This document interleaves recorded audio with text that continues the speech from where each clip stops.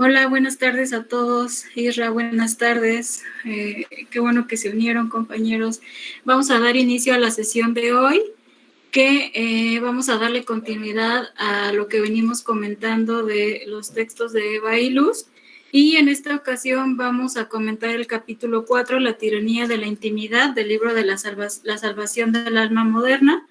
Y este capítulo se propuso Zipatli para exponerlo, entonces le daremos paso primero a él a que exponga y después abrimos la ronda de comentarios, ¿no? Entonces, Zipatli, te cedemos la palabra. Ok, perfecto. Bueno, entonces inicio. Sí, como dice Selene y como hemos venido revisando, ¿no?, a lo largo de estas semanas, el texto de Eva Ilus, ¿no?, además de este que es sobre la terapia y la salvación moderna, ¿no?, ya veníamos leyendo el libro anterior de Las emociones en el capitalismo. Entonces eso nos permite como ir teniendo en cuenta muchos referentes, ¿no?, alrededor de la concepción que finalmente quiere llegar Eva Ilus, que es el capitalismo de las emociones. Y bueno, a mí me tocó exponer el capítulo 4, ¿no?, que se titula La tiranía de la intimidad. No, la tiranía, ¿no? No sé si a ustedes igual les ocurrió lo mismo, ¿no? Al poner atención a esta palabra, ¿no?, de la tiranía, ¿no?, este concepto más bien de la tiranía, que se pretende, ¿no?, como un concepto abarcador, ¿no?, totalizante, que intenta como de inmediato, ¿no?, darnos cuenta de que existe un proceso, ¿no?, como de domesticación de esta área, ¿no?, del área de la intimidad.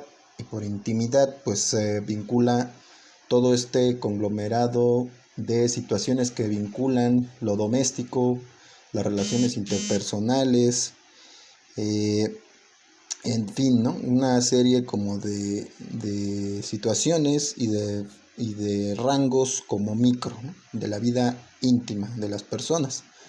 Y bueno, esta primera diapositiva, como ustedes lo pueden ver, intento como registrar las dos principales premisas en las que creo que está constituido el argumento del capítulo, no del libro, del capítulo.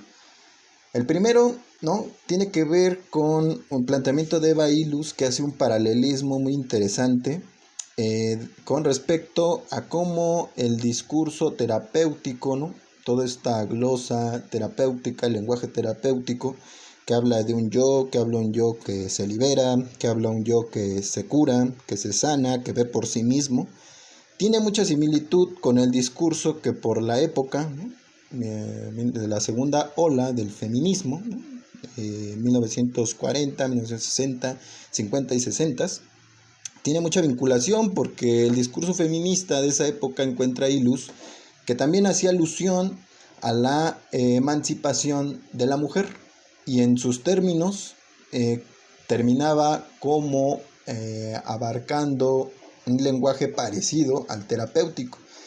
La liberación de la mujer, ¿no?, la independencia con respecto a las labores domésticas, la búsqueda de su sí mismo, entre otro tipo como de expresiones, son las que van, ¿no?, encontrando Eva Ilus un paralelismo entre estos dos lógicas. Y entonces dice Eva Ilus que estos dos, sin proponérselo, sin ser el fin inmediato de ambas lógicas, terminaron coincidiendo en darle objetividad a la idea del yo independiente y saludable, ¿no?, que en última instancia, ¿no?, se vinculaba por el lado del discurso terapéutico a un signo de una sociedad que velaba por el bienestar personal, y por el lado feminista se integraron, ¿no?, nociones que tenían que ver con alusiones al derecho, ¿no?, alusiones a derechos particulares y obligaciones, ¿no?, que van a tomar como mayor cabida, ¿no?, en aspectos como el derecho a la mujer a votar, el derecho de la mujer a ser parte del trabajo, ¿no?, entre otras serie como de instancias donde se va a revelar este proceso.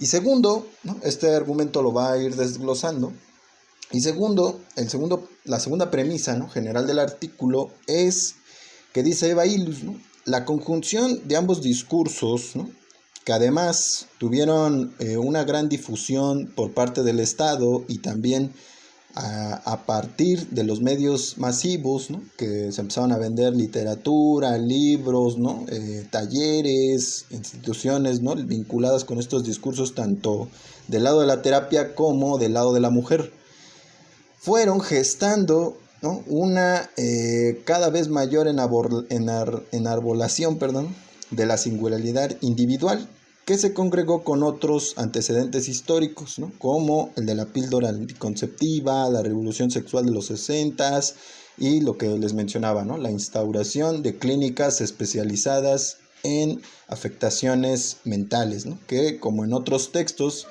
ya lo venía diciendo Eva Illouz, ¿no?, se gestaron principalmente en la época de la posguerra, ¿no?, los soldados de Vietnam y entre otros como otros agentes sociales, ¿no?, que requerían asistencia clínica para poder resarcir su salud mental. Fue, ¿no?, como unas ciertas palancas que terminaron por legitimar lo que va a señalar Eva Illouz como un proceso en el que nos enseñaron a racionalizar y a domesticar cada vez más nuestra vida íntima, ¿no? Es decir, nos enseñaron a controlar nuestra vida emocional, volverla asible, ¿no?, volverla del plano de lo irracional a lo racional, ¿no?, con una serie de herramientas que a lo largo del texto es lo que nos va a ir explicando Eva Illouz, ¿no? Entonces, sobre la base de estas dos premisas, considero, está constituido el capítulo de este capítulo.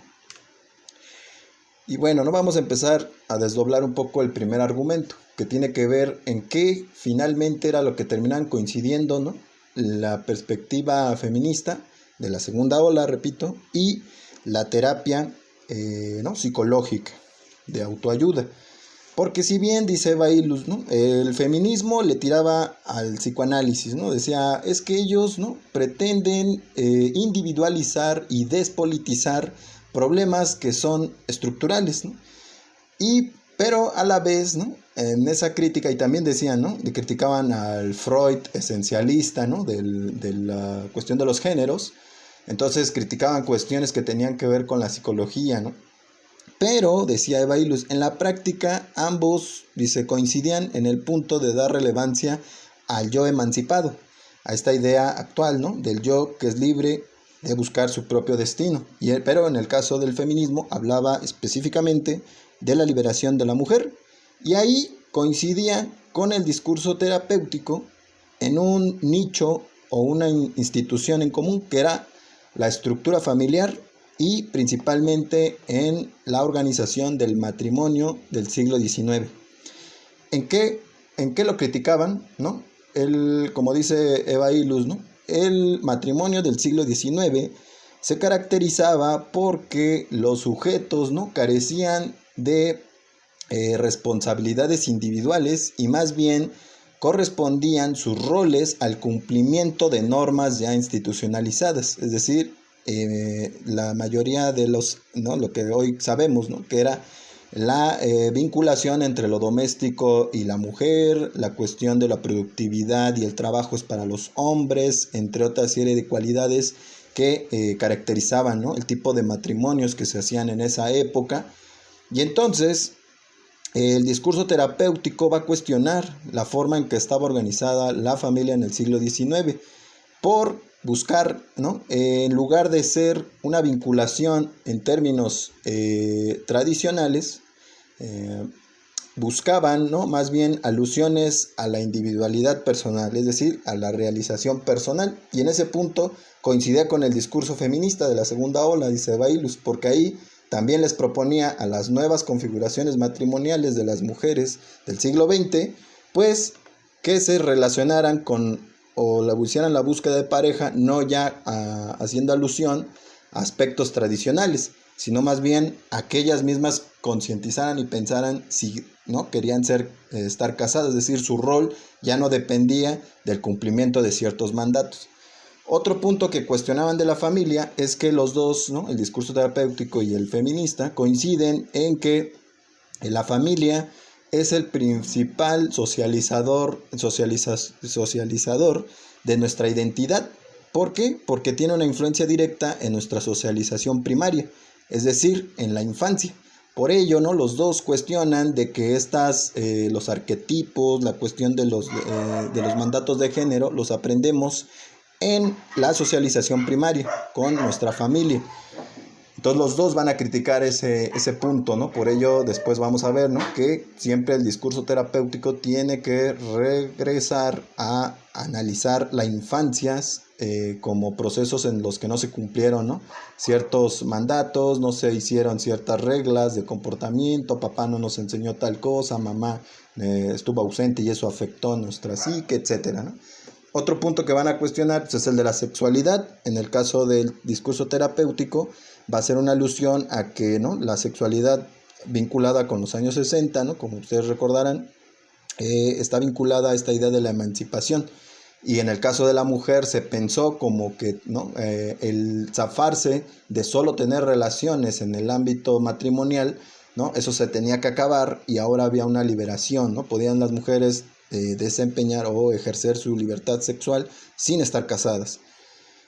Otro punto, ¿no?, era pensar la paternidad y la maternidad al ya no vincularse con una estructura tradicional que delegaba ya derechos, obligaciones y formas de actuar de acuerdo con la estructura matrimonial del siglo XIX.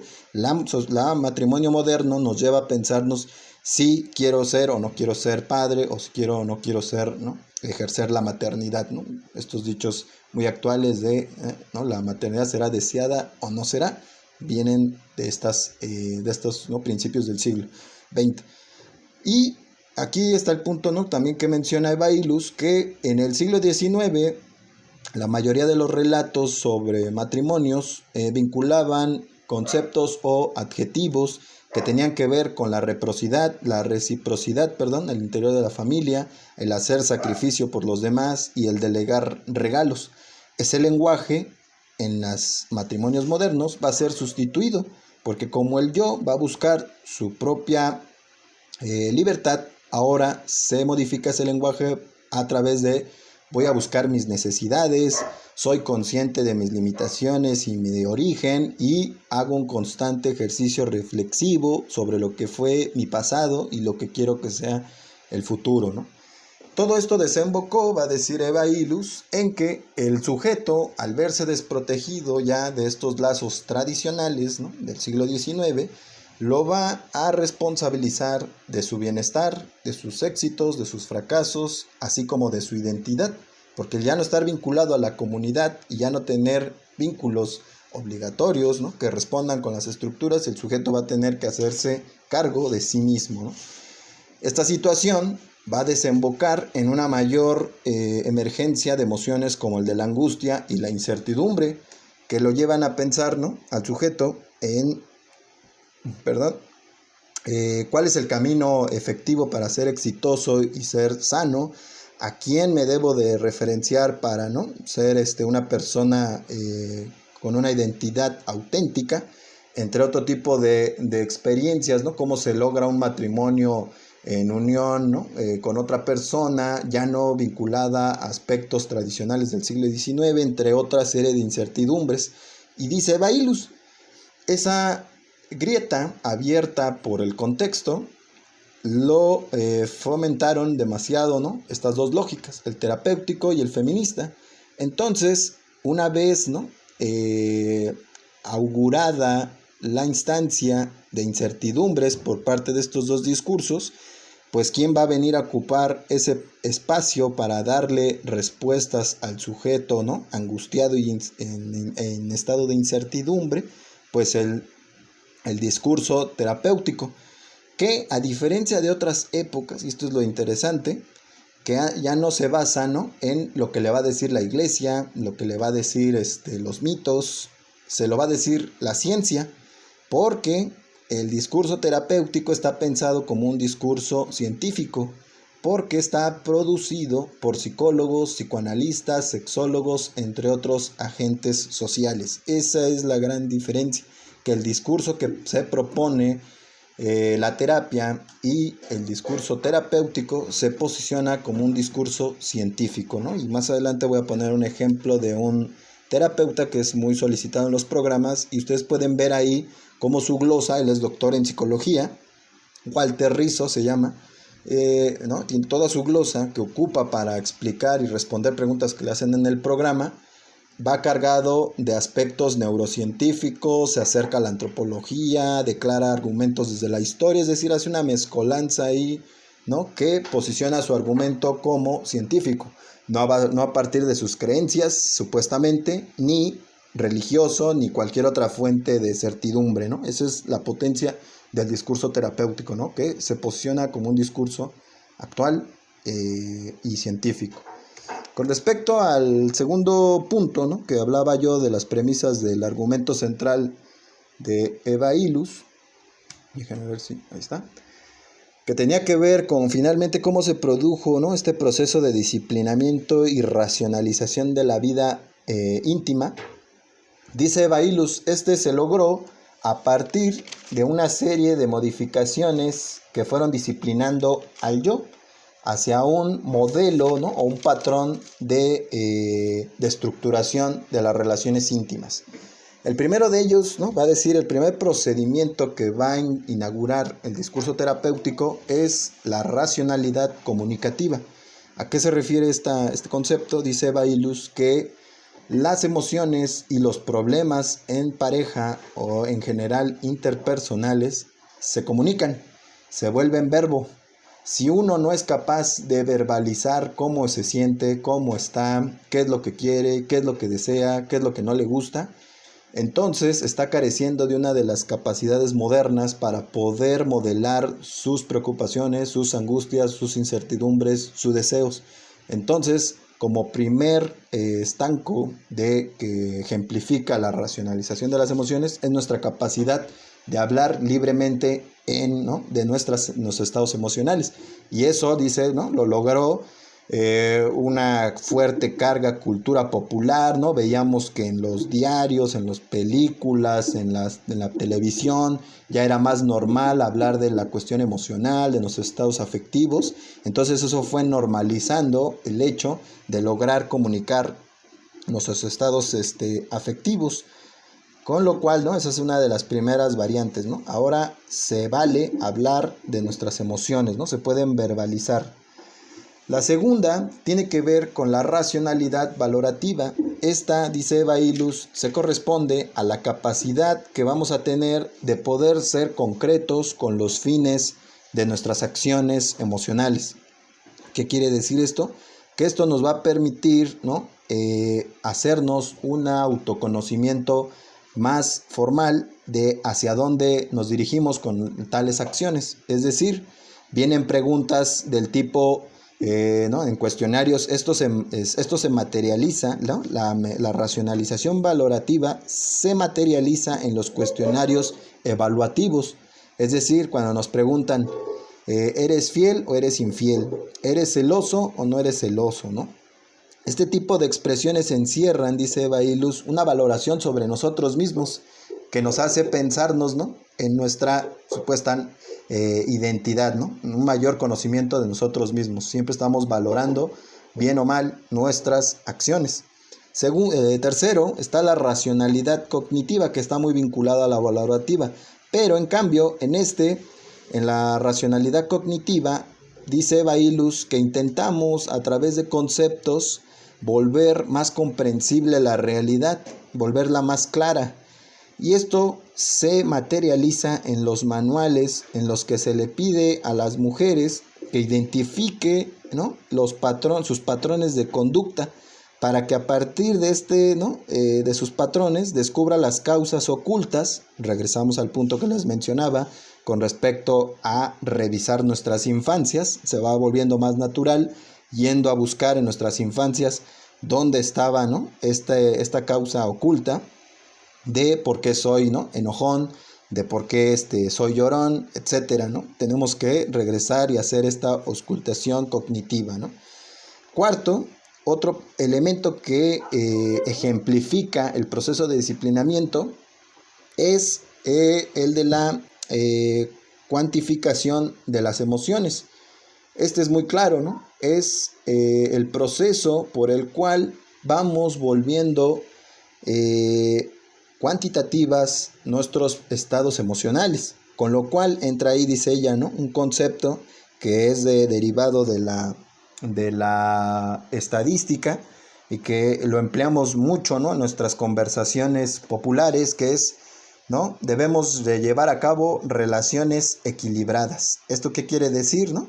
Que ponemos en una balanza qué tanto yo me comprometo con otra persona. Cuando instalamos ese tipo de pensamiento en nuestras relaciones interpersonales, es porque tenemos una conciencia cuantitativa, valorativa, en términos numéricos, de cuánto yo me estoy implicando con alguien. Entonces es cuando salimos, hay que poner nuestros 50 y 50, tú no estás poniendo de tu parte. Entonces eso ya se volvió muy natural, ¿no? El hecho de hacer intercambios emocionales con elementos cuantitativos o con metáforas numéricas, lo cual, ¿no?, le permite a los psicólogos, dice Baillus, desarrollar una serie o conceptualizar una serie de personalidades problemáticas de acuerdo con estos desarrollos numéricos, ¿no? Es decir, si tienes 5%, ¿no?, de creatividad, tienes un 80% de euforia, etcétera, ¿no? Empiezan a desarrollar una serie infinita de categorías de formas de ser. Y por último, ¿no?, está otro modelo que es el de la objetivación a través del alfabetismo. ¿Esto qué quiere decir? Que en el lenguaje terapéutico se suele hacer un entrelazamiento entre la textualidad, es decir, entre escribir y nuestras experiencias emocionales. Esto se materializa en los talleres, por ejemplo, donde nos van a enseñar a controlar nuestras emociones, dígase la tristeza, dígase el enojo, y en los cuales, ¿no?, ejerce el psicoanalista o el psicólogo, el terapeuta, un proceso en el que nos insta a escribir nuestros estados emocionales.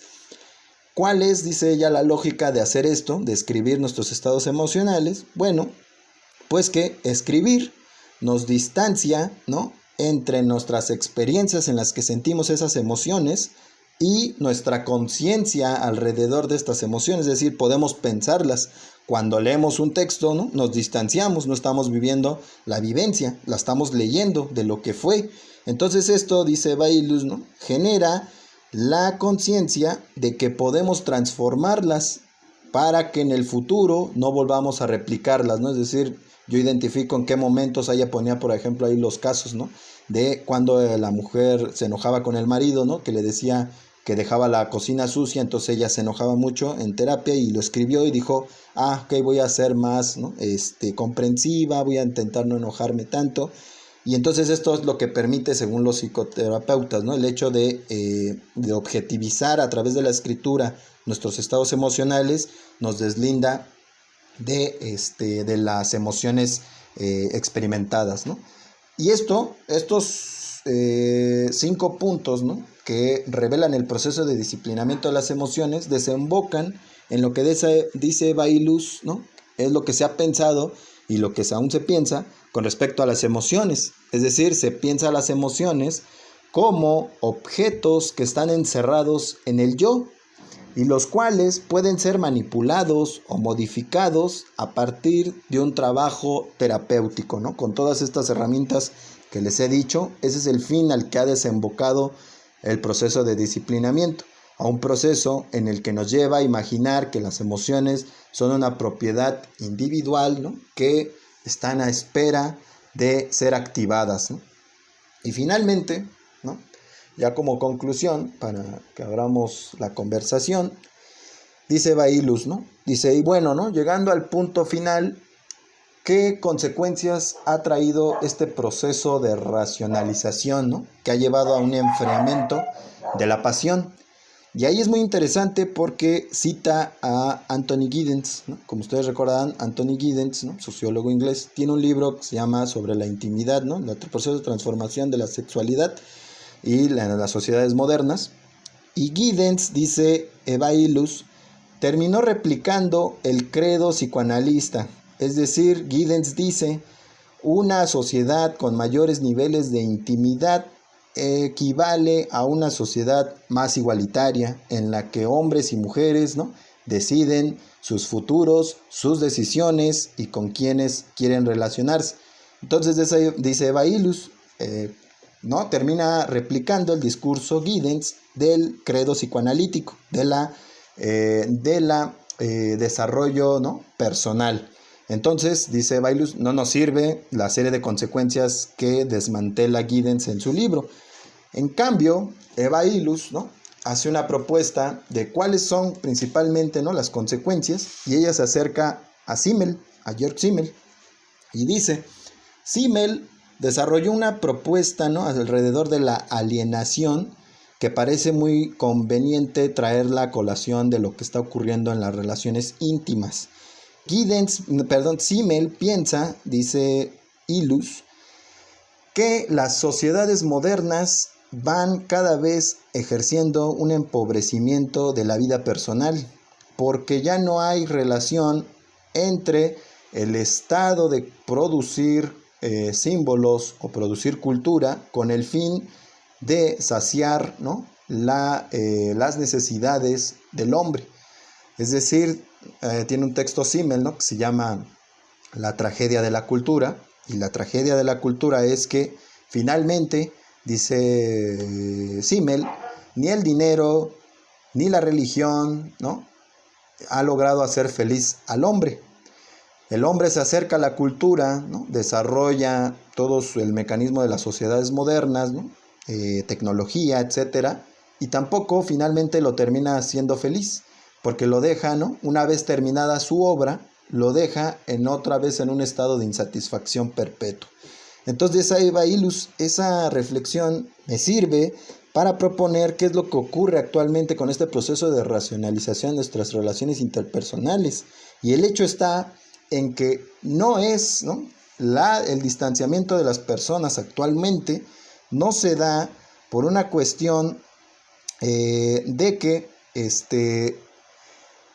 que haya muchas cosas, ¿no?, en muchas personas en el mundo, sino más bien de que nuestro distanciamiento se da de que hemos trasladado toda esta operativa y maquinaria de comprensión racional, ¿no?, y de vigilancia hacia áreas donde no estaban, ¿no?, vinculadas con cuestiones instrumentales, como el caso de buscar pareja o de relacionarnos con nuestras relaciones personales domésticas. Entonces, al volvernos un lenguaje en común, al tener todos estándares identificados, pensados y reflexionados, por ello fallan las relaciones porque terminan haciendo monótonos y ritualizados los encuentros, que era lo que veíamos en el caso del amor por internet, y poniendo el caso de Tinder, ¿no?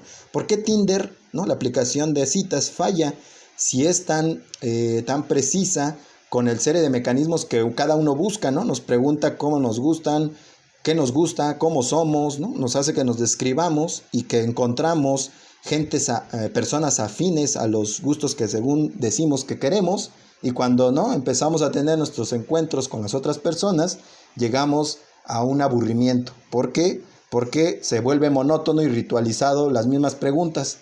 ¿Qué te gusta? ¿Cómo te llamas? Bueno, es que eso ya lo habías dicho. Entonces va volviéndose, ¿no?, monótono, lo que en principio era sorpresivo, incalculable, ¿no?, y hasta inesperado, ¿no?, nuestros encuentros íntimos. Entonces, bueno, pues esa es la perspectiva a la que lleva Illouz, ¿no?, en su conclusión.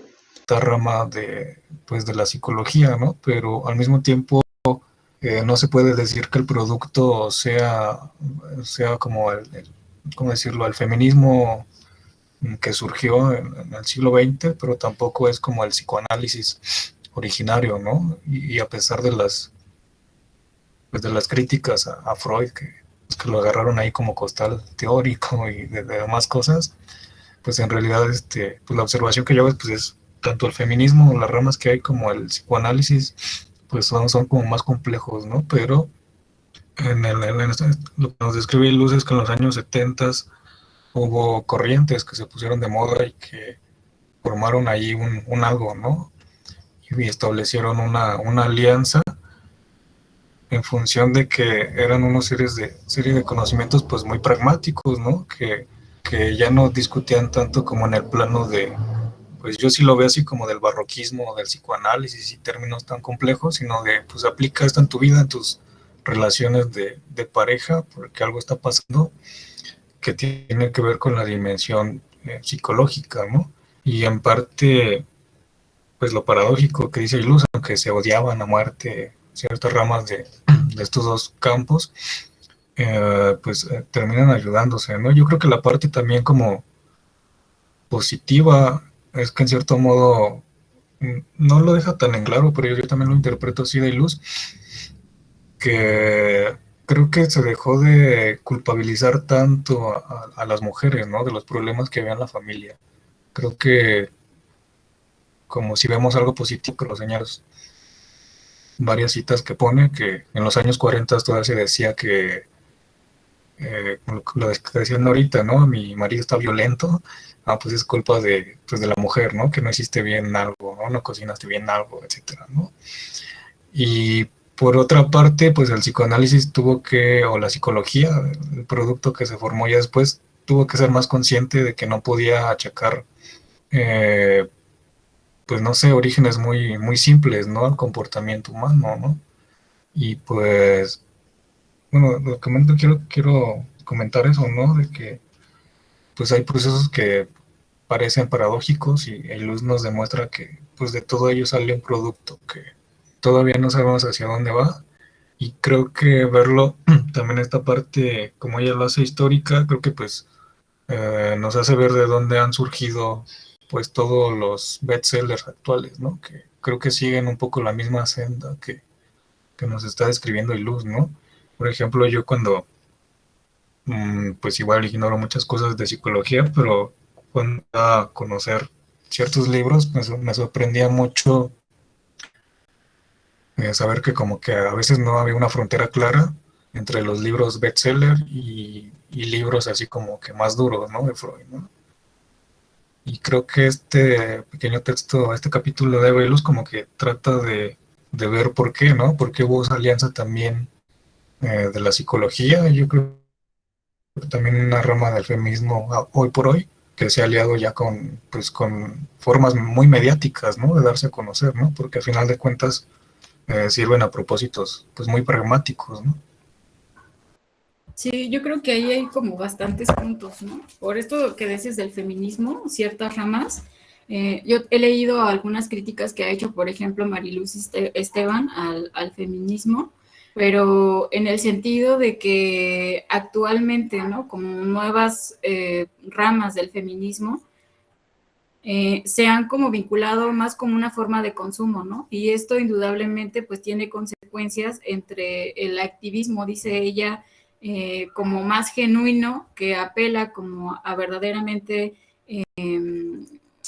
pues luchar, ¿no? Contra el modo patriarcal que oprime a las mujeres y este otro feminismo más como de consumo, de sentido común, que más bien impide como este diálogo, ¿no? Y adelante, Areli. Sí, hola a todos, hola. Es esta división sexual que pone manifiesto, ¿no? En las teorías feministas y también en el matrimonio, ¿no? Que pone en objeto esta Eva Ilus, ¿no? Pero me gusta cómo lo retoma en las familias contemporáneas y principalmente haciendo esta distinción, ¿no? De las familias victorianas a las actuales, ¿no? En donde pues antes se ejercía este poder sobre las mujeres, tal vez moralmente, psicológicamente, ¿no? A partir de estos problemas psicológicos tal vez de las interacciones interpersonales, ¿no? Ese sería mi comentario hasta aquí. Adelante, Jorge. ¿Cómo están? Buenas noches con todos y con todas. Muchas gracias por permitirme ser parte de este espacio. Yo quiero comentar algo en defensa de mi profesión. Y entiendo al compañero que nos ha compartido este video de Walter Rizzo, acá en Ecuador, también tenemos bastantes mercaderes, por decirlo menos, charlatanes, que hacen de la ciencia y de la profesión nuestra, la psicología, un producto más del mercado, ¿no?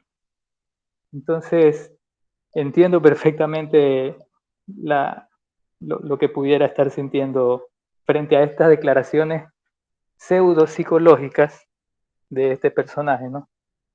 Que más bien pienso que es un sujeto mediático, más que contribuir científicamente a una psicología para el bienestar de las personas. Más bien me parece que está instrumentalizado por el mercado mediático, que urge de una figura como una figura profesional, ¿no?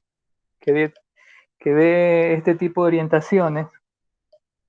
Insisto, acá en mi país también tenemos figuras como Walter Rizzo, pero de una categoría bastante inferior, que cuando los colegas nos convocamos a verlos en los canales de televisión, que también son convocados, ¿no?, para responder este tipo de preguntas, y generalmente salen con respuestas que a nosotros nos decepcionan, ¿no?, y nos hace quedar como en vergüenza profesionalmente.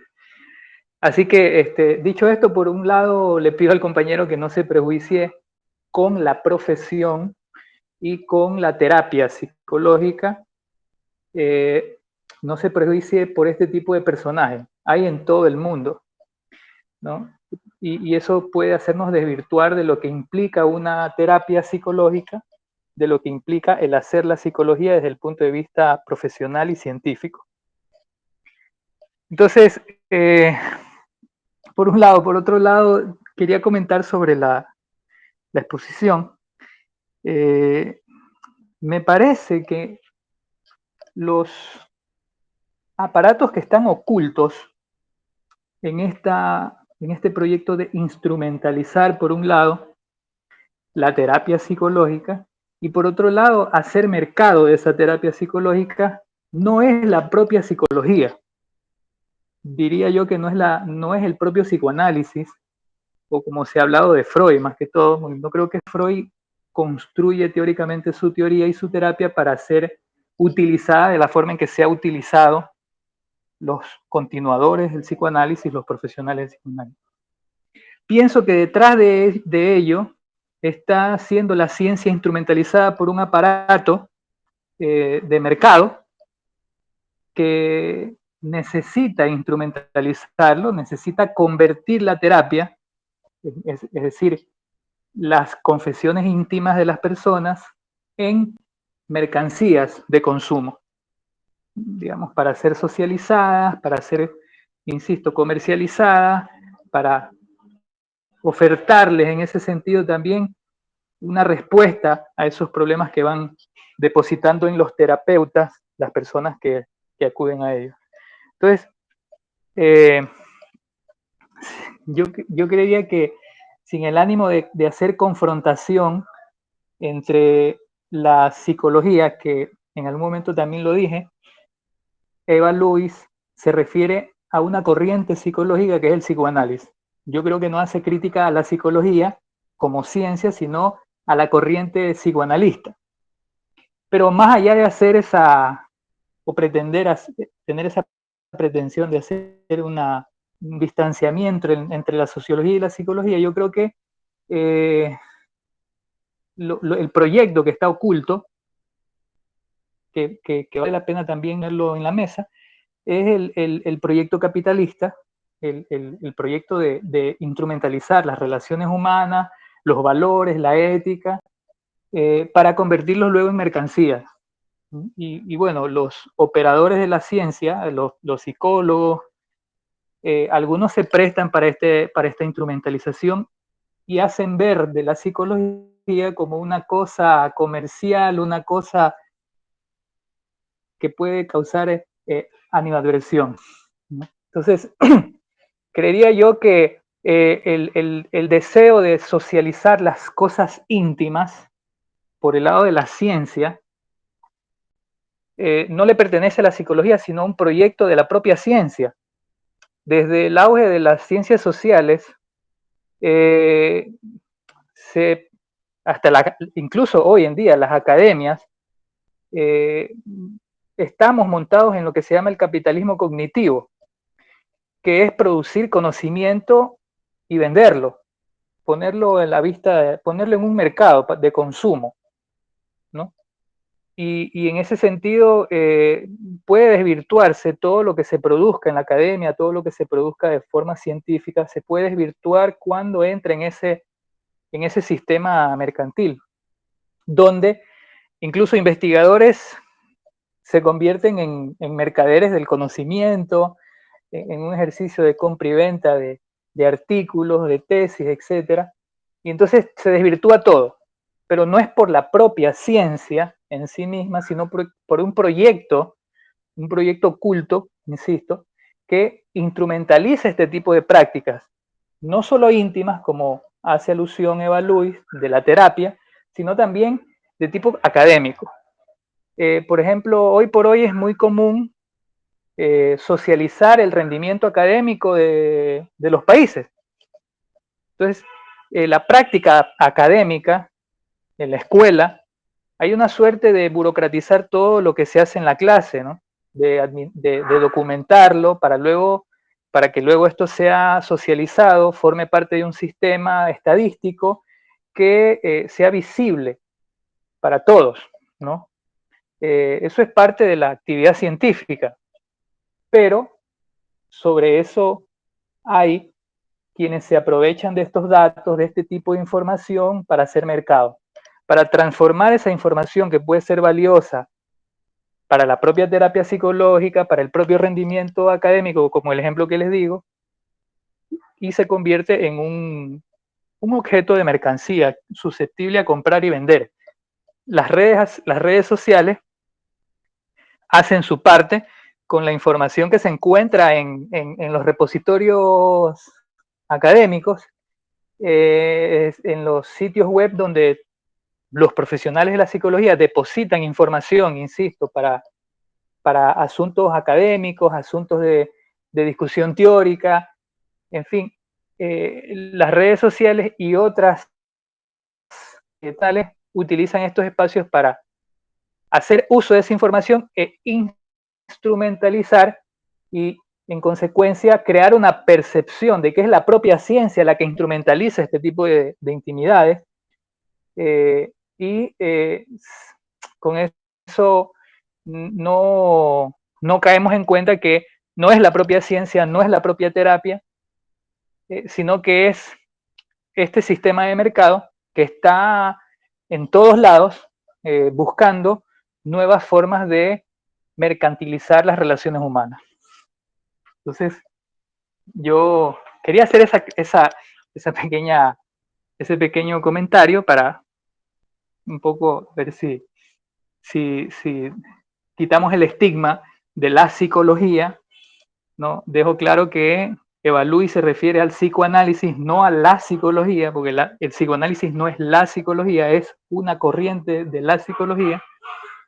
Y por otro lado, no es la propia práctica terapéutica la que instrumentaliza o mercantiliza estas intimidades, esta producción de terapia, sino que hay un aparato mercantil que está permanentemente haciendo uso de... Como si fueran todas las corrientes de la psicología, ¿no? Entonces, sí habría que a lo mejor tener cuidado en eso, ¿no? Y quitarnos nuestros propios prejuicios.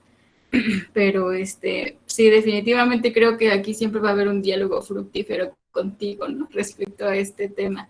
Y bueno, ahora le damos la palabra a Armando. Adelante. Hola, gracias y saludos.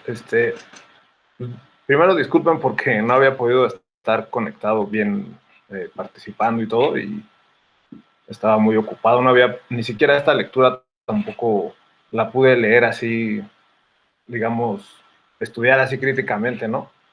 Y tampoco, en este caso en particular, no siento que tenga como que los fundamentos teóricos ni nada para ponerme de un lado o de otro, pero para no dejar solo a Jorge, pues hablaré desde mi experiencia, ¿no? Yo que pues estuve acudiendo a psicoterapia como por 4 años. No sé si les voy a compartir así mucho sobre mi experiencia, pero sí puedo decir, por ejemplo, que en el video que puso ahorita Zipactli, cuando uno está en la psicoterapia, no se parece nada el discurso o la conversación que tienes con el terapeuta a lo que te dicen este tipo de personajes, ¿no? Como Walter Rizzo o como mencionaban en otros, en unas sesiones anteriores sobre algunos TikTokers que andan dando consejos ahí sobre cómo llevar relaciones sanas y todo esto, ¿no? Entonces, a mí algo que me tiene un poco confundido de los textos de Eva Ilus cuando habla sobre esto es que siento que, precisamente como dice Jorge, a veces siento que se refiere a la psicología en general, o a veces se refiere al psicoanálisis, o a veces a la psicoterapia, y pues creo que dentro de la misma psicología o de la psicoterapia hay diferentes escuelas, ¿no? Y cada una trata de abordar estos conflictos y sus soluciones de manera diferente. En mi caso, bueno, también creo que Areli comentaba la sesión pasada, porque la psicoterapia no la emplea el Estado, ¿no? Para resolver ciertos problemas. Yo creo que hay unas partes donde sí se emplea, ¿no? Hay hospitales donde sí te dan opción de tomar psicoterapia, pero no es como para todos, o sea, no es una solución práctica, inmediata, como lo pretenden vender estos cuates que más bien yo llamaría autores, ¿no? Aunque sean doctores en psicología o cualquier otra rama de ese tipo, algunos tienen estudios de psiquiatría también y cosas así. Yo no los pondría como médicos, como en este concepto de que tratan de resolver un problema de salud mental, ¿no? O sea, más bien como dice Jorge, o sea, responden a los intereses del mercado y tratan de vender ciertas ideas y ciertas soluciones que la mayoría de la gente, pues, a veces no tiene los conocimientos necesarios para saber a dónde acercarse o con quién resolver algún conflicto. Y a veces creo que los conflictos que se tratan de resolver en realidad no podrían considerarse del todo un conflicto. Entonces, por ejemplo, ya en mi caso particular, yo tuve un cuadro como de depresión mayor con ansiedad generalizada y yo acudí al Instituto Nacional de Psiquiatría. Entonces ahí me valoraron y me hicieron una serie de estudios de todo tipo para descartar que fuera algún problema neurológico, fisiológico, y en fin, ¿no?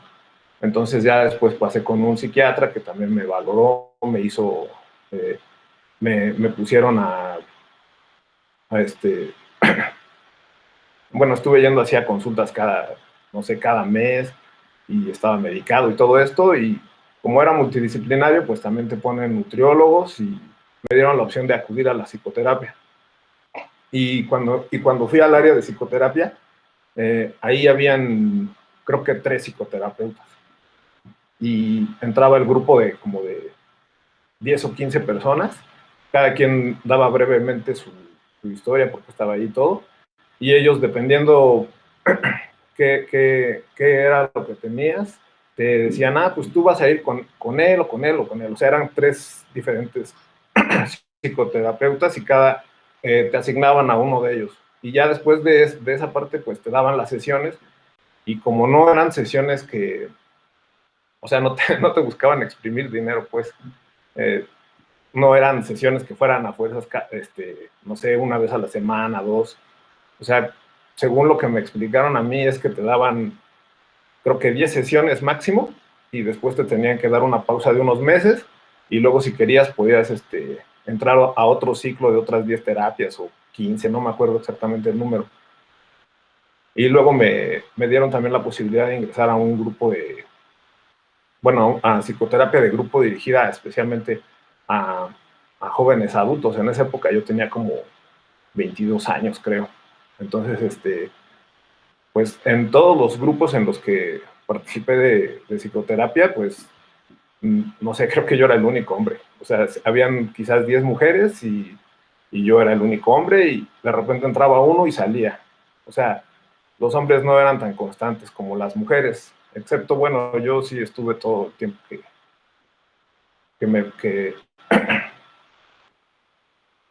que pude estar ahí, ¿no? Entonces, igual al principio, no sé, desde que era adolescente y todo eso, siempre fui como que escéptico de la psicología. Habían, en la prepa me acuerdo que había una materia optativa que era higiene mental, y la daba un psicólogo, creo. Yo no tomé esa materia, pero también mis compañeros me platicaban, o sea, tenía curiosidad, ¿no? ¿Qué era lo que te enseñaban? Y decía que ese cuate, no me acuerdo si era psicólogo o psiquiatra, no me acuerdo, o sea, él era muy crítico con su profesión, y decía que si lo que buscaban era entender la mente humana o algo, que no se dirigieran con un psicólogo, sino que mejor se dirigieran a la literatura. Y creo que esto también va un poco relacionado con lo que sale en el texto, porque igual Eva Ilus en una parte menciona algo sobre cómo la narrativa y todas estas cuestiones de la psicoterapia se han ido impregnando en el lenguaje popular, ¿no? Pero creo que más bien también sucede un poco al revés, o sea, la psicología ha tomado muchos conceptos relacionados con la literatura, ¿no? Sobre todo Freud, pues, con la literatura clásica de los griegos y todo esto. Y sí, en general muchas de estas cuestiones sobre las relaciones humanas y los matrimonios, el amor y todo eso, creo que han sido, no quisiera decir que explicados, pero sí como analizados en la literatura, ¿no?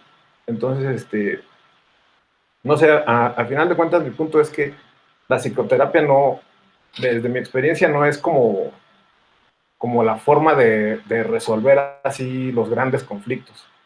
O sea, sí entiendo esta cuestión que dice Eva Ilus que, de que todos estos problemas provienen de un orden social mayor, ¿no? O sea, del sistema económico, político o histórico, si quieren, pero creo que más bien responde cuando son conflictos pequeños y muy concretos. O sea, yo les digo, o sea, bueno, ese fue mi caso, pero dentro de las terapias de grupo, o sea, conocí gente que tenía otro tipo de conflictos, ¿no? De desórdenes alimenticios o personas bipolares y cosas así que, pues bueno, cuando uno platica con ellos y todo y cuentan sus experiencias, pues no sé, como que aprendes a identificar a una persona que está sana de una que no. O sea, entiendes cómo a veces a una persona que tiene algún problema se le dificulta entender cuestiones que a lo mejor parecen muy triviales, ¿no? Muy de la vida cotidiana. O sea, entender cosas como cuando uno se está comportando de manera celosa o cuando uno no puede expresar una cierta emoción y, no sé, o sea, te genera conflictos. A mí me ha generado muchos conflictos la forma en la que a veces hablo o en la que me expreso, porque según yo a veces no soy grosero ni nada, y de repente resulta que ofendo a la gente con mi tono de voz o cosas así medio raras, pero en este ambiente de terapia, pues, no sé, uno aprende como que a identificar esas cosas en particulares, no tanto sobre cómo llevar una vida así, digamos, plena o feliz, sino simplemente, como decía mi psicólogo. Sí, yo creo que todos hemos ido al psicólogo al menos una vez en la vida y creo que puede ser como una experiencia, ¿no? Según, como lo acabas de decir, ¿no? La edad en la que vamos, la situación, ¿no? Creo que influye mucho en los resultados que podamos tener. Y bueno, ahora le cedo la palabra a Marisol. Bueno, también, bueno, un poco reflexionando de lo que nos compartió el compañero Jorge y Armando,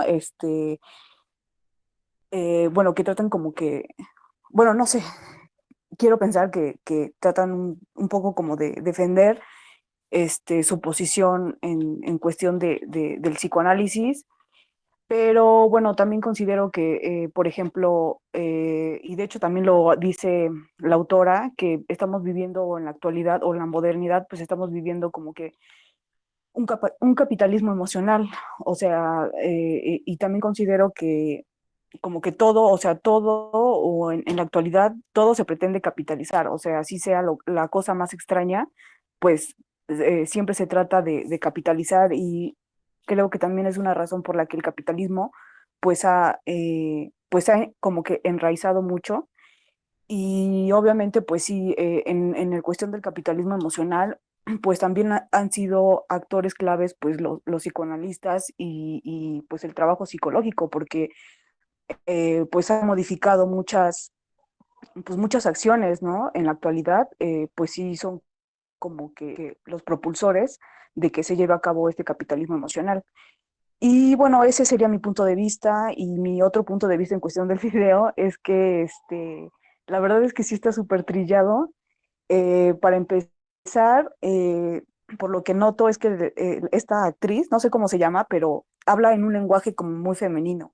O sea, como que le dice no sé cómo se llama el otro tipo, pero le dice que cómo le haría para ayudar, y se refiere como que a una mujer, o sea, en una relación tóxica. Entonces desde ahí ya está como que delegándole la responsabilidad a una mujer de que si está en una relación tóxica, pues es por su culpa, ¿no? Entonces le dice cómo librarse.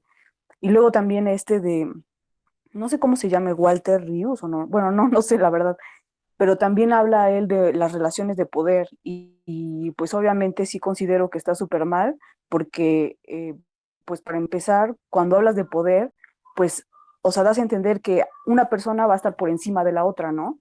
Entonces tampoco puedes ir así como que por la vida, pues intentando hacer relaciones basadas en el poder. O sea, como que desde ahí está totalmente pues mal, ¿no? Y le dice que el tener el poder, pues es el no depender, que ni tú dependes de la otra persona y ni que la otra persona dependa de ti. Entonces sí se me hace muy contradictorio a lo que estamos leyendo, ¿no? Y obviamente pues no considero que eso funcione, no solamente para un matrimonio, sino para alguna relación de amistad o de trabajo. O sea, pues bueno, no sé, es mi punto de vista, no sé qué digan los demás, y pues eso sería todo. Gracias, Marisol. Sí, yo voy a retomar algo más adelante. Ahora le cedo la palabra a Omar. Sí, bueno, primero respecto al video, que pues bueno, yo no he visto videos ni he leído a Walter Rizzo, pero sin embargo por comentarios creo saber de qué va la onda, ¿no? O sea, lo he escuchado que existe un Walter Rizzo, ¿no?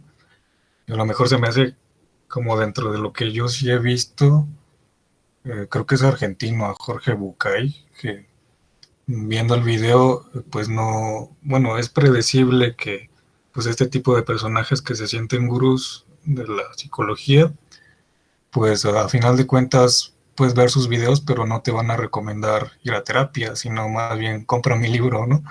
O sea, y ahí está la parte de la instrumentalización que decía Jorge, ¿no?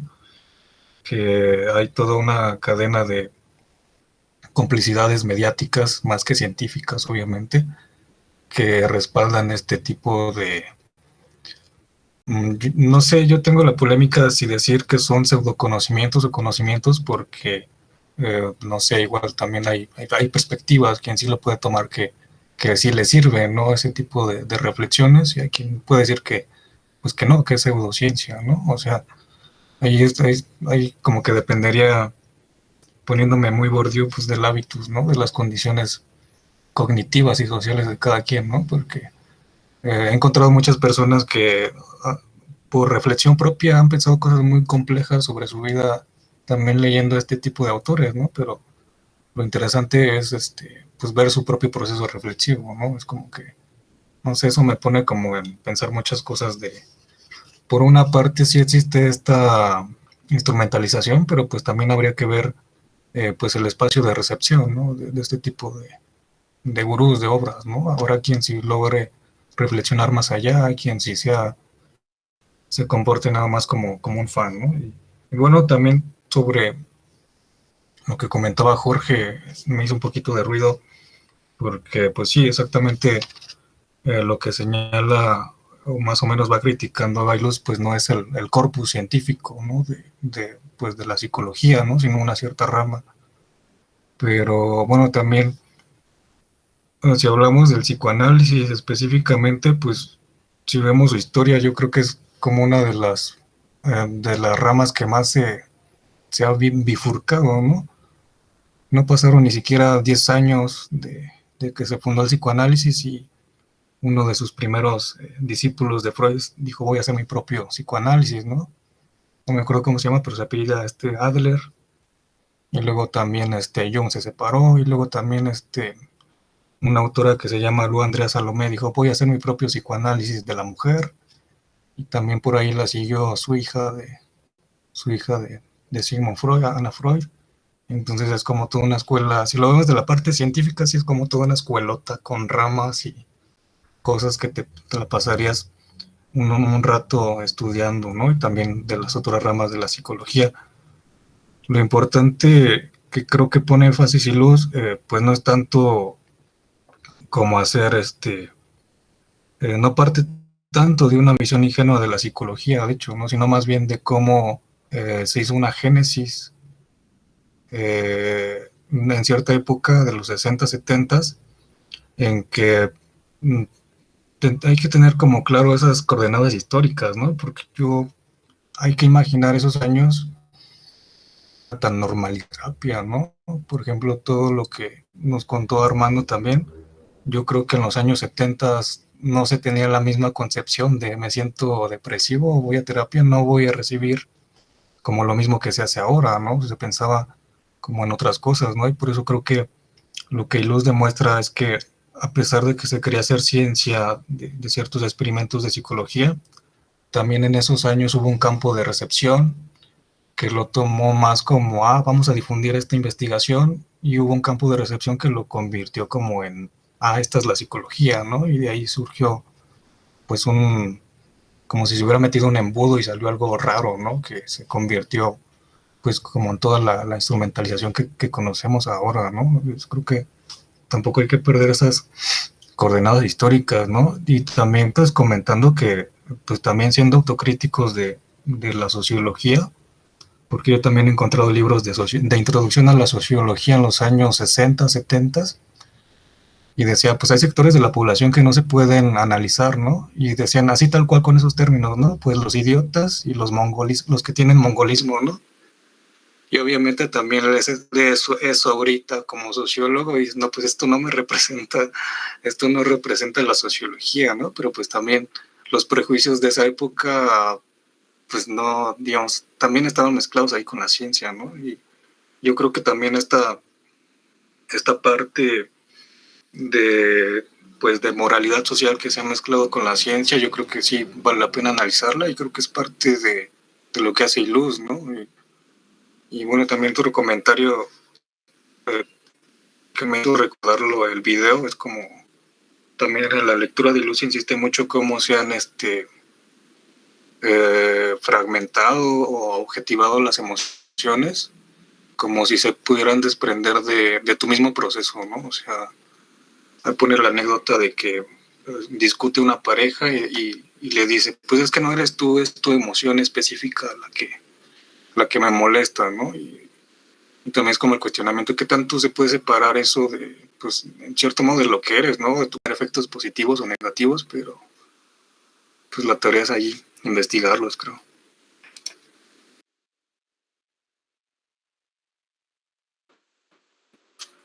Sí, yo creo que hay un montón de líneas ahí respecto a lo que acabas de comentar.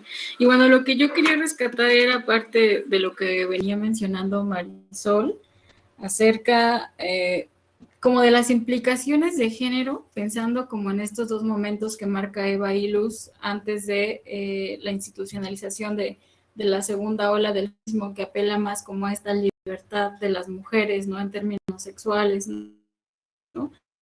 Y esta como un poco rompimiento supuestamente, ¿no? De los tradicionales roles de género entre hombres y mujeres, ¿no? En el sentido de que, como dice Eva Iluz, se les pide también a los hombres una mayor demanda de gestión emocional, porque eso influye o más bien da como la pauta a mostrar como esa implicación dentro de los vínculos.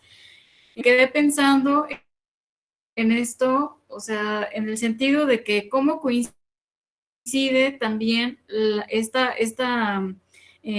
auge de los libros de autoayuda particularmente, que es lo que me llama la atención, un montón de libros dirigidos hacia las mujeres, o sea, en mayor medida dirigidos hacia las mujeres que hacia los hombres, ¿no? Entonces a mí ahí me deja pensando precisamente esto que dice Eva Iluz, de qué tan cierto es como esta idea de responsabilizar o no a las mujeres respecto de su papel dentro de la familia, ¿no?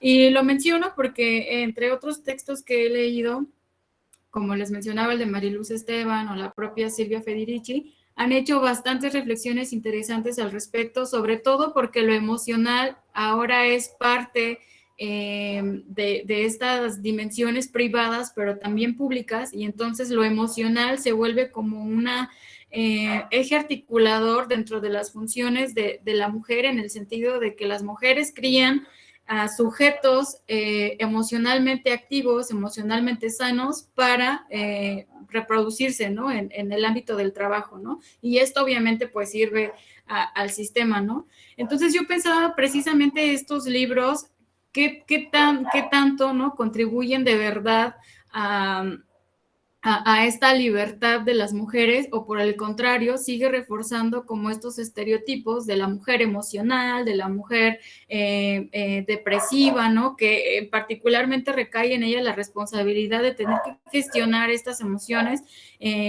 para como mediar estas situaciones, ¿no? Y yo lo pensaba particularmente en este libro que también se volvió un bestseller, que una vez hasta una amiga me lo pidió de cumpleaños, que se llama ¿Por qué las mujeres que aman demasiado?, de Robin Norwood o algo así.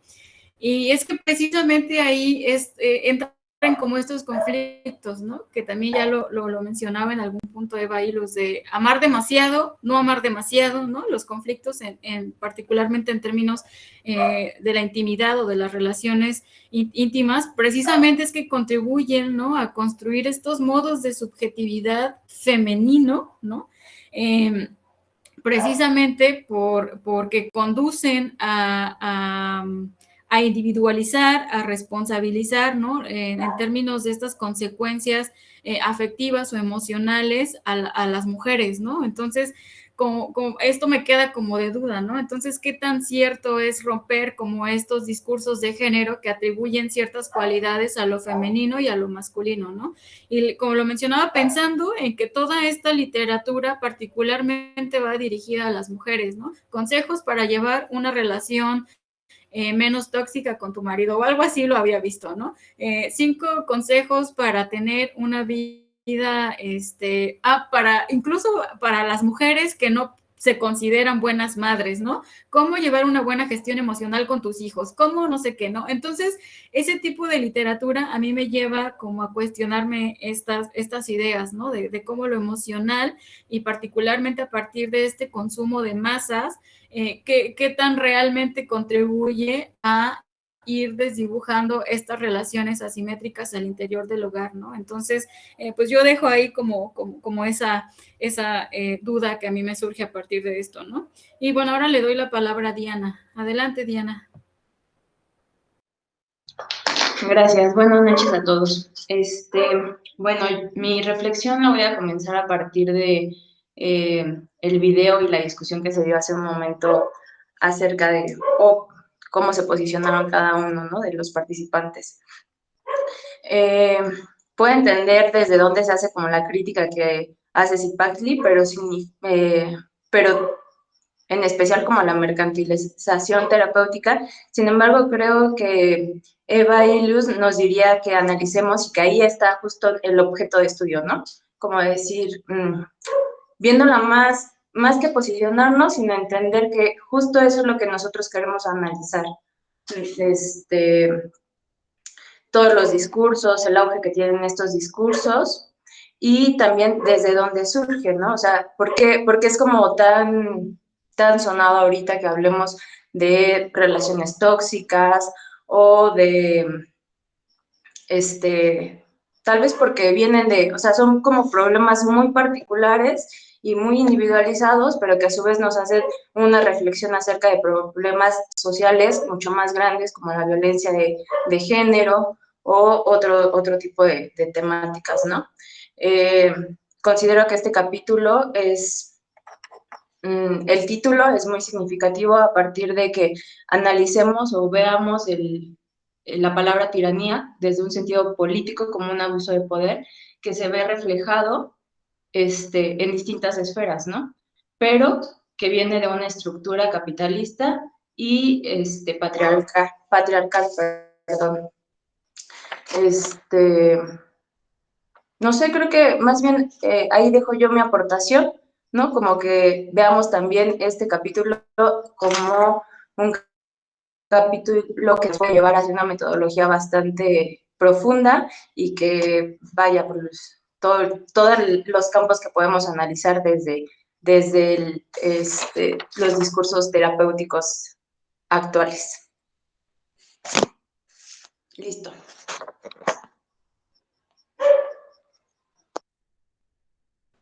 Gracias, Diana. Zipacli, te damos la palabra. Sí, gracias. En efecto, ¿no? O sea, ya en términos analíticos, como bien dice Diana, no, obviamente también Eva Ilus, ¿no? En su trabajo es una y otra vez, ¿no? Reiterativa de que, ¿no?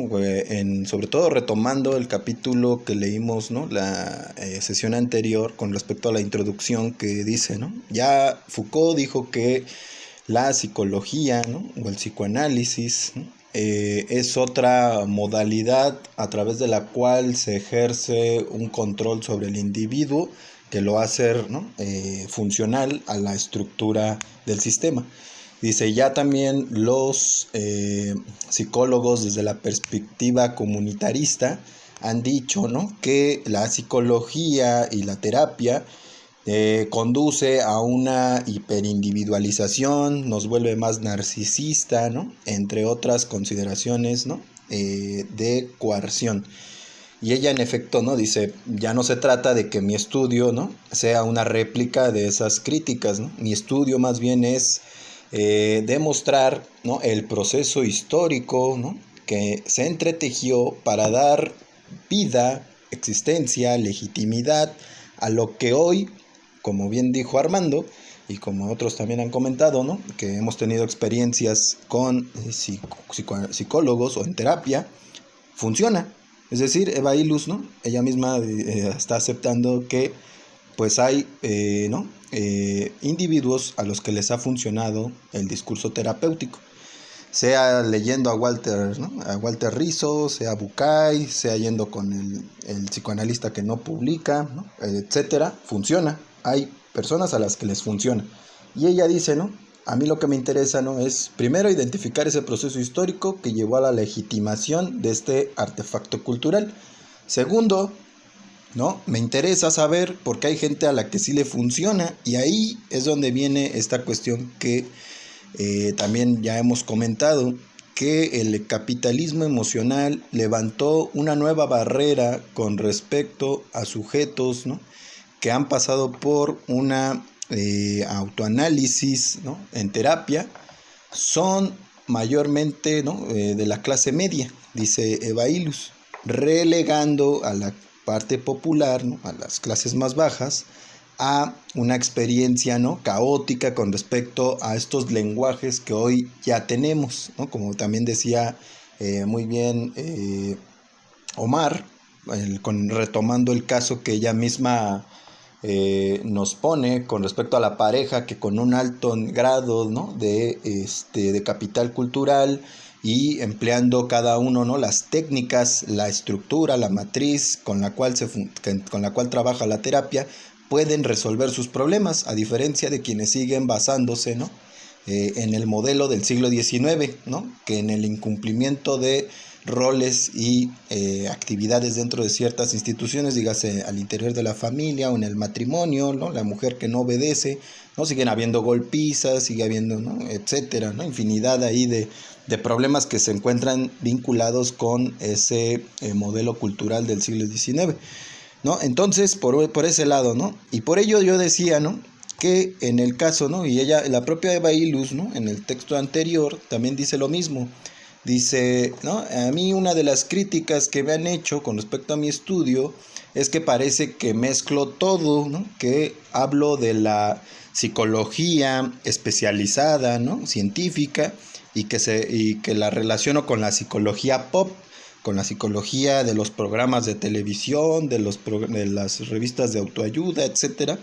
Pero es que ella misma dice, es que hay una continuidad, porque se transfieren metáforas, palabras, ¿no? Y interpretaciones que vuelven muy complejo, ¿no? Diferenciar entre el discurso académico especializado de la psicología y aquel que se nos muestra en todas estas, ¿no? Representaciones de la industria cultural.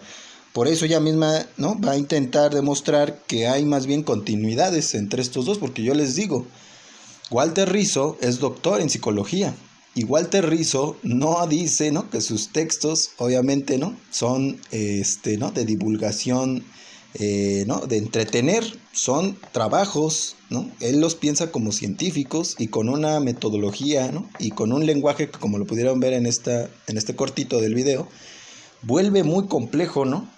Revertir sus observaciones, porque hace una mezcolanza y un eclecticismo de distintas referentes, ¿no? Disciplinares.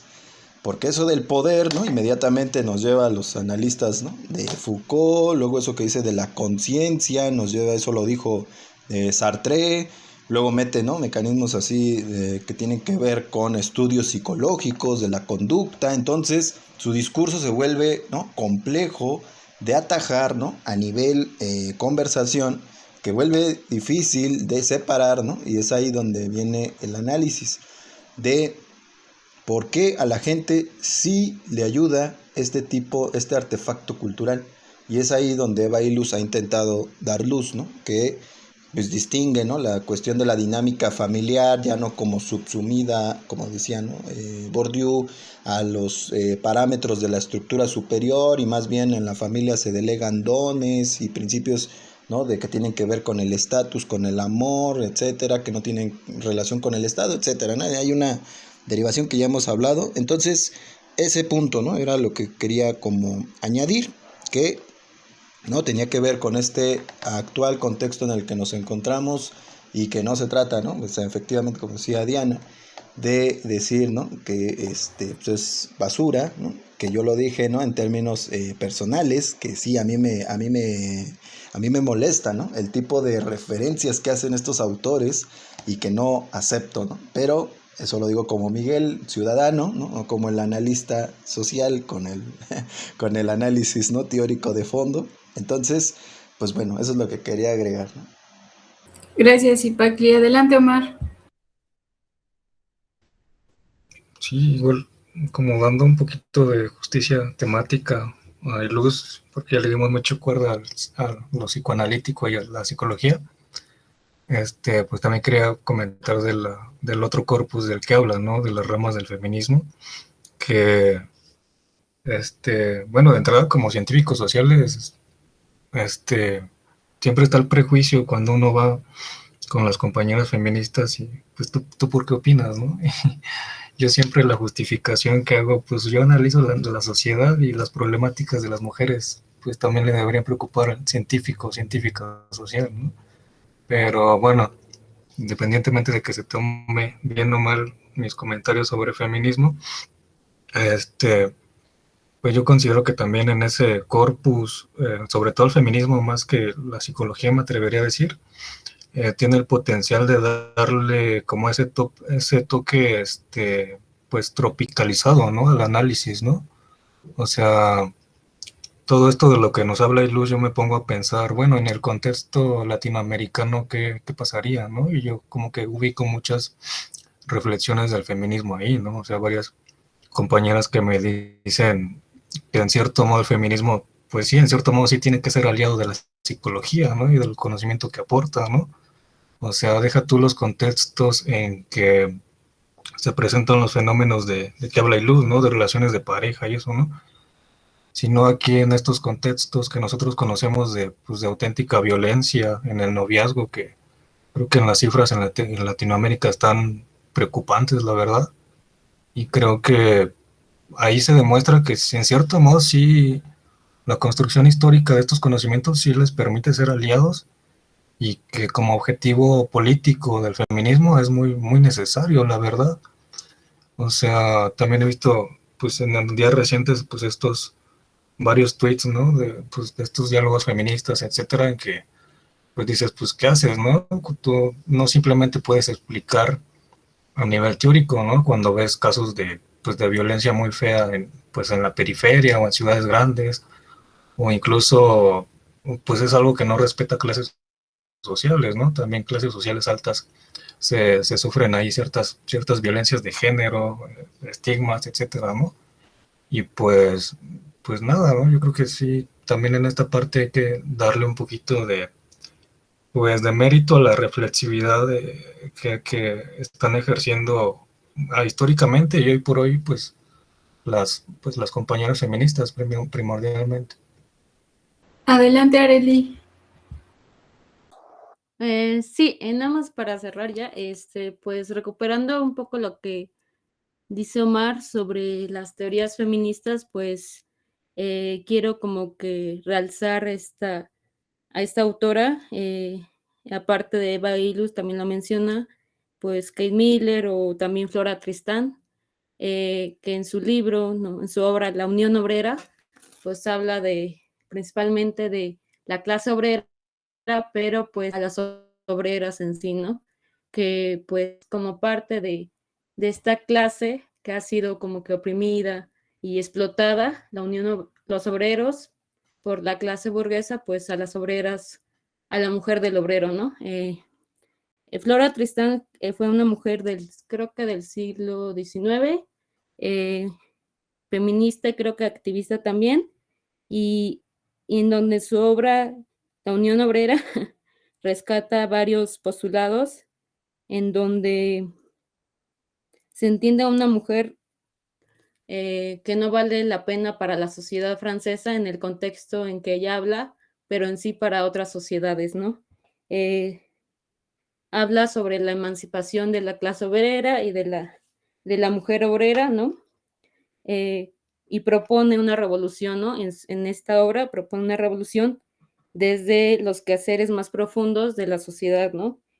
Es decir, desde lo cotidiano, desde la familia, desde el hogar, en donde pues el obrero después de trabajar llega por por esta emancipación de la sociedad, esta explotación, llega, no sé, muy cansado, llega muy irritado y pues, ¿qué hace? Pues golpea a su mujer, violencia de género y pues, o si no, pues se gasta el dinero en las cavernas, ella dice, en las tabernas, en los bares. Y me hace muy interesante porque propone y ve como que a la miseria material va ligada a esta miseria moral, a esta miseria que te obliga y te empuja en cierta forma a pensar de esta forma, ¿no? A decir que por tener escasos recursos o ser parte de esta clase explotada, pues tienes como que te da esta distinción de comportarte de esta forma, principalmente de un obrero con su mujer o con su familia, sus hijos, y pues nada más sería como que recuperar esto y que pues obviamente todo esto declina otras problemáticas sociales como la delincuencia o el alcohol.